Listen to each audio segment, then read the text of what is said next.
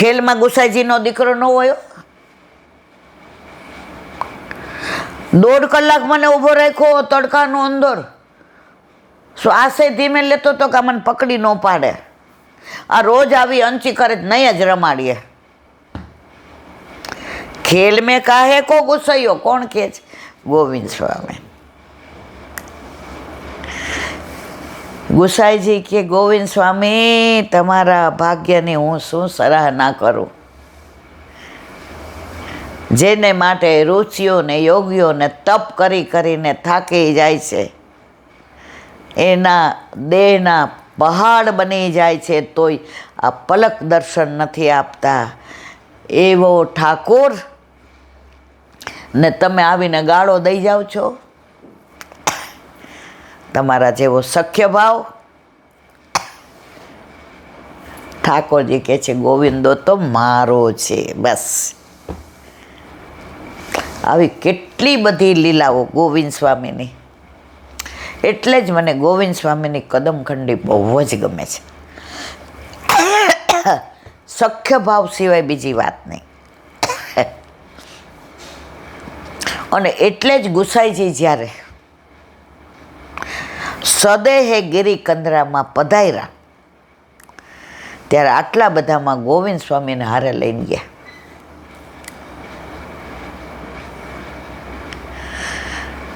ગોવિંદ સ્વામીના કીર્તનોમાં એવો ભાવ, સખ્ય ભાવ. વાત આજે બાલકૃષ્ણજીની કરતા હતા, પણ આ બધી લીલાઓ એકબીજાથી એટલું અનુસંધિત છે. વ્રજ લીલામાં તમે ક્યારેય પૂર્ણ વિરામ હોય જ નહીં, અલ્પ વિરામ. નિત્ય નવતમ લીલા શ્રુતિ ન પામે પાર. એટલે જ વ્રજમાં જવાનું હોય તો ટિકિટ થાય ત્યારથી હરખ હોય. આજે એક બેનનો ફોન આવ્યો કે તમે સપ્ટેમ્બર અને ફેબ્રુઆરીમાં જાઓ છો નહીં. મેં કીધું મહારાણીમાં બોલાવે છે, બાકી હવે આ હવે ખોખો છે. તો જવાના. મેં તો ફેબ્રુઆરી સુધી રહીશું કે નહીં થોડી ખબર છે. અને પગની મેં કીધું એટલી બધી તકલીફ બેના. મારે તો જવું જ હોય છે વ્રજમાં, પણ જો આવા નવા પગ હોય કે ઘરમાં માંડ ચલાય છે, તોય મન રાજી થઈ ગયું કે પાછું ફેબ્રુઆરીમાં એમ વ્રજમાં. વ્રજ જેમ કર્ષતી ઇતિ કૃષ્ણ, કૃષ્ણ તમને કર્ષણ કરે, આકર્ષે છે. અને કૃષ્ણ જ્યાં છે ને એ અતિ આકર્ષે. તમે ક્યાંય ન જાઓ વ્રજમાં, જતીપુરા માર્યો, રોજ ગિરાજ બાવાને ચરણ સ્પર્શ દંડવત કરો અને ગોવિંદ સ્વામીની કદમ ખંડી જઈને 2-3 કલાક સત્સંગ કરો. મહેસૂસ કરો કે અહીંયા આ લીલા છે, આ કદમ વૃક્ષ છે. કદમ બચાડે કાન બુલાવત ગયા.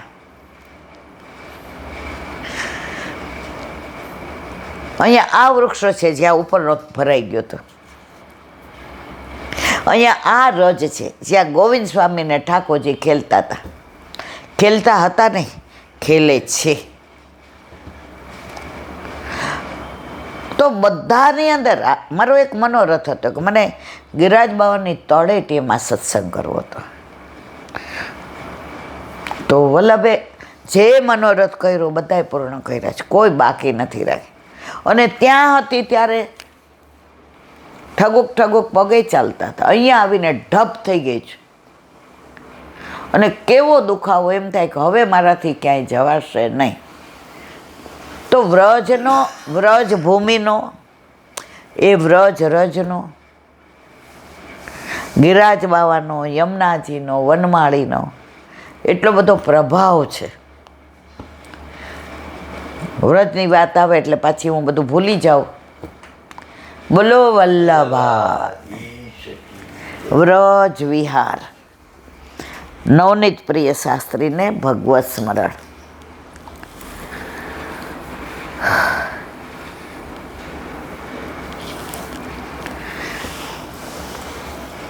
વ્રજ વાલું રે વૈકુંઠ નહીં આવવું. વ્રજવાસીઓને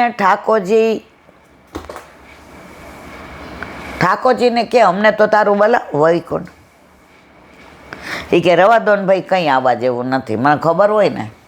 એ કે ના એમ નહીં, બતાવ. ઠાકોરજી કે કરો આંખો બંધ. પ્રસંગ બહુ લાંબો છે, આ તો ખાલી અનુસંધાન. બધાઈ ગયા તો બારણે ઊભા રહી ગયા. એટલે દ્વારપાલ હતા, ક્યાં જવું છે? એ અમાર લાલો છે. અહીંયા લાલો નહીં બોલવાનું, સિંહાસન પર બેઠા છે. અહીંયા અમારે આજ્ઞા લેવી પડે, તમને અંદર ન જવા દેવાય. અને ઠાકોરજી તો રાજાધિરાજ, શંખ ચક્ર પદ્મગદાધારી, ચરણમાં મોજડીને માથે હીરાનો મુકટ ને જડિયાલ જામા ને. અરે આનો વટતો જો. અને પાછા આપણે પૂછવાનું, એ સિંહાસન પર, આપણે પાછું ત્યાં ઉપર નહીં જવાનું. એ કે આપણે કાંઈ આનું જોવું નથી, વૈકુંઠ રાખ તારા વૈકુંઠને તારી પાસે. માંડ અંદર ગયા. ઓલા બધા કે ની ઉપર નહીં નીચે. એ આ અમાર કાનુડો છે, આ અમાર લાલો છે. નો નહીં. એ કે એ ભાઈ આંખો બંધ કરીએ, ચાલ કરી આંખો બંધ. કોઈ દી કે અમને તારા વૈકુંઠમાં ન લઈ જાતો, ભગવાન થઈને બેસી જાસ. અમને બધાય પૂછે, અમારે બધાને પૂછવાનું તને મળવા માટે. ઠાકોરજીને એવો આનંદ આવે છે કે આવો હક કરવાવાળો, આવો પ્રેમ કરવાવાળો ભગવાન બનવું તો નથી મળતું, પણ હું ગોકુળનો ગોવાળિયો બની જાઉં તો આ પ્રેમ મને મળે છે. એટલે વ્રજ વાલું રે વૈકુંઠ નહીં આવું, ત્યાં કાન કુંવર હું ક્યાંથી લાવું. કાલે આપણે ચીરઘાટની લીલાનું અનુસંધાન કરતા હતા. હવે આગળ કાત્યાયની દેવીનું વ્રત માગસર મહિનામાં ઋષિરૂપા ગોપીઓએ કર્યું, અને હવે એ વ્રત પૂરું થયું એટલે એના ફળની વાત. આ વ્રત પૂરું થયું, આ માસ ગોપ માસ કહેવાય છે.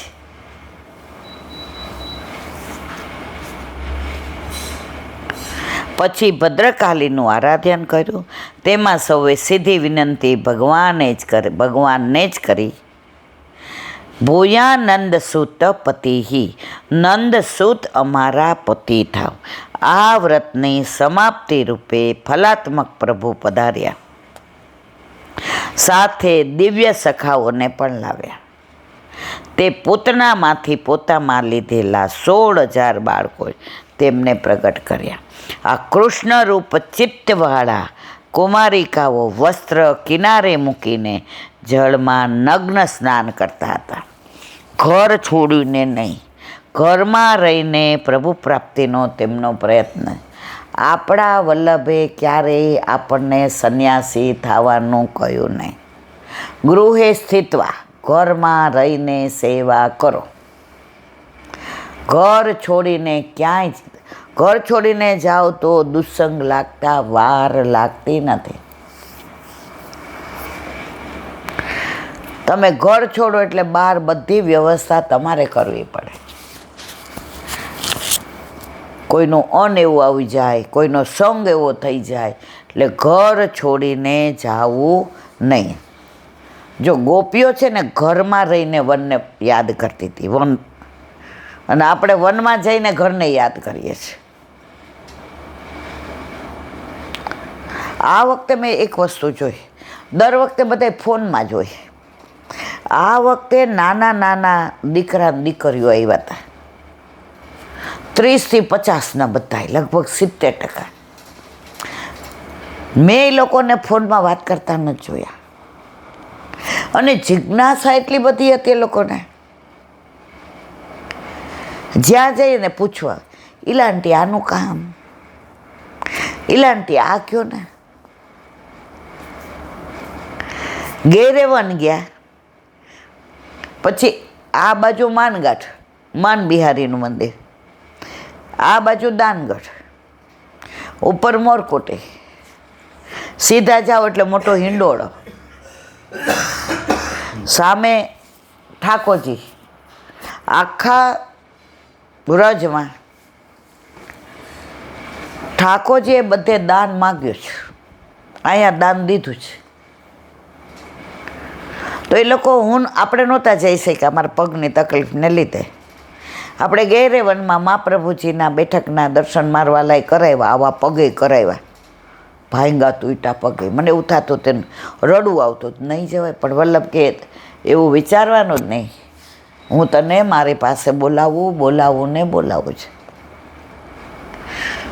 તો જેવા નીચે આવ્યા તો બેચેરે ઈલાંટી ઓલું મંદિર હતું એનું કોને, મોરકુટીનું કોને, બધાને એટલો બધી ઈગરનેસ છે ને કે જિજ્ઞાસા.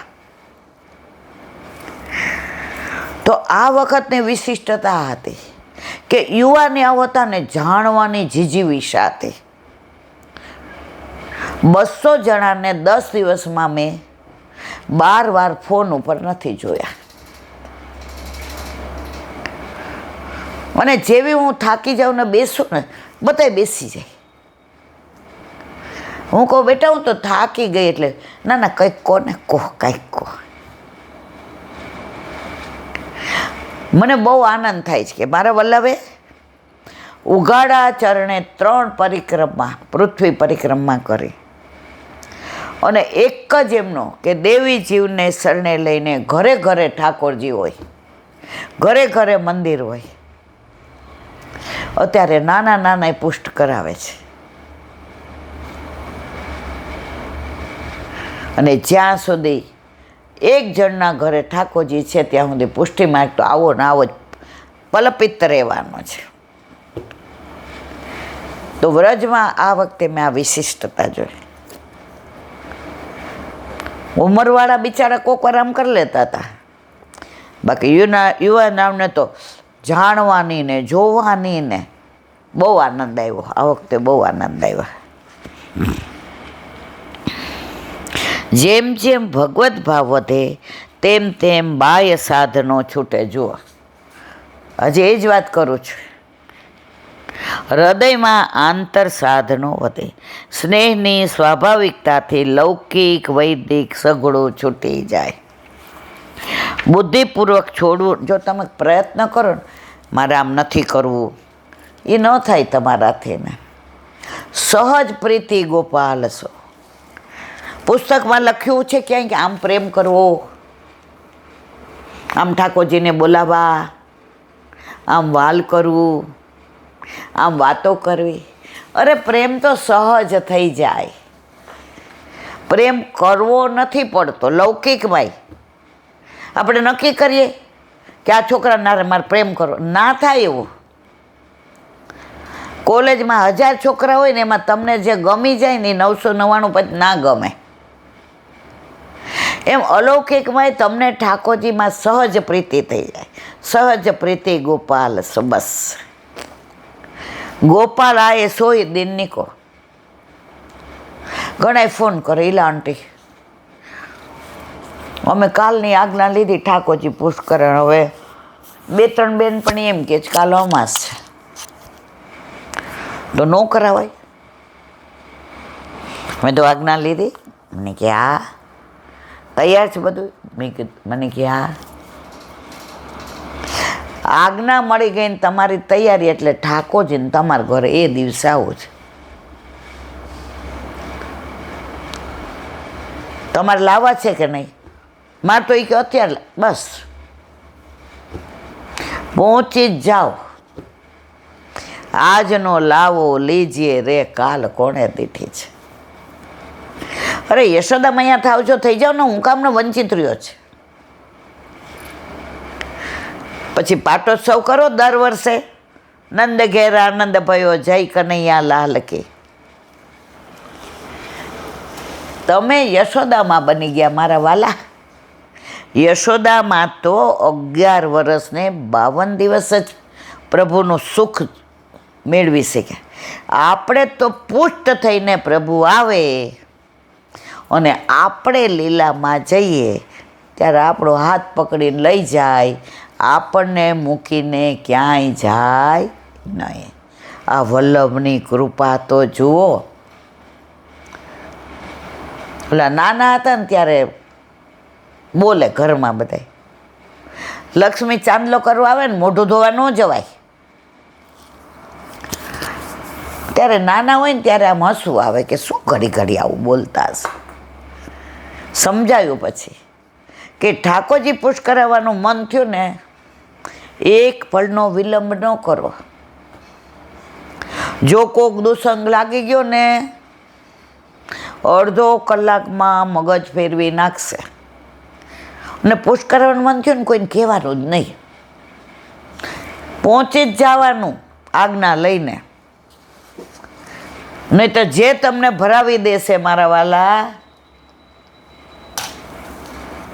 જાપીજી જગ્યાએ મૂકી દેશો અને પાછ ઠાકોરજીને રમતા કરી દેશો. આવવા દો ને મારા વાલા, એને તમારા ઘરે આવવું છે. બુદ્ધિપૂર્વક છોડવું ન પડે. જળમાં સ્નાન કરતા ક્રીડામગ્ના કુમારિકાઓના મર્યાદ દ્રષ્ટિના 4 દોષ છે: મૌન ત્યાગ, ભક્તિમગ્ન વસ્ત્ર ત્યાગ, ભાવોદ્રિકમાં ક્રીડા અને વ્રતમાં દેહવૃત્તિ. ભક્ત દોષ દૂર કરવા નિર્દોષ ભગવાન કૃષ્ણ પધાર્યા. ભજનાનંદની યોગ્યતા આપવા માટે અંતરાયરૂપ વસ્ત્રો ઉઠાવી લીધા. શ્રી ગોપીજન ધર્મ ભજન નથી કરતા, તે ધર્મી કૃષ્ણ ભજન કરે છે. ધર્મમાં બધા સાધન કરવા પડે. ધર્મી આપણા ઘરે આવી ગયો ને, સેવામાં બધું આવી જાય. પછી યજ્ઞ ને દાન ને વ્રત ને તપ ને ધર્મમાં એ બધું હોય. હવે ધર્મી જ આપણા ઘરે આવી ગયો. પ્રભુ માટે લોકવિધ મર્યાદા સ્વાભાવિક લજ્જા પણ છૂટી ગઈ છે.